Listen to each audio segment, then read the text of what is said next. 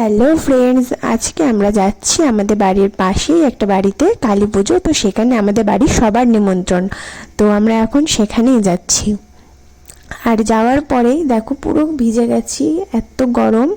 তো যাওয়ার পরে প্রথমে ঠাকুরকে প্রণাম করে আমরা সোজা চলে গেলাম খাওয়া দাওয়ার জায়গায়, কারণ প্রচুর দেরি হয়ে গেছিলো আর খিদেতে থাকতে পারছিলাম না। তো সোজা চলে গেলাম খাওয়া দাওয়ার দিকে। প্রথমেই দিয়ে দিল আমাদের রাধা বল্লভী আর চানা মশলা। তো সেটা শেষ হতে না হতেই দিয়ে গেল খিচুড়ি আর ঘ্যাট।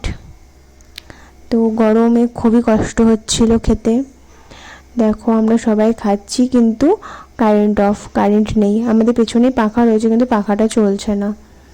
তো কি করব, তারপরেই দিয়ে গেল এখানে ফ্রাইড রাইস।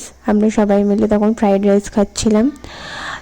আর কোনো কিছু খাবার শেষ হওয়ার সময় দিচ্ছে না, একটার পর একটা দিয়েই যাচ্ছে, একটা খেতে না খেতে আর একখানা দিয়ে চলে যাচ্ছে। এই যে তারপরে দিয়ে গেল এদিকে আলুর দম, ফ্রাইড রাইস আর আলুর দম। তো দেখো পাতে এখনও খিচুড়ি ঘ্যাট সব কিছুই রয়েছে, তার মধ্যে ফ্রাইড রাইস আলুর দম দিয়ে চলে গেল। কী আর করবো, ওরা ভাবছে কত তাড়াতাড়ি এরা যাবে। তো এইসব খাওয়া শেষ হতে না হতেই আবার দিয়ে গেল চাটনি আর পাঁপড়। মিষ্টিও ছিল, তো সেটা আমরা স্কিপ করেছি, কারণ ভাত টাত খাওয়ার পরে আর এসব খেতে একদমই ভালো লাগে না। তো খাওয়া দাওয়া শেষ, এখন আমরা বাড়ি যাচ্ছি। সবাই বেরিয়ে পড়েছি বাড়ি যাওয়ার জন্য।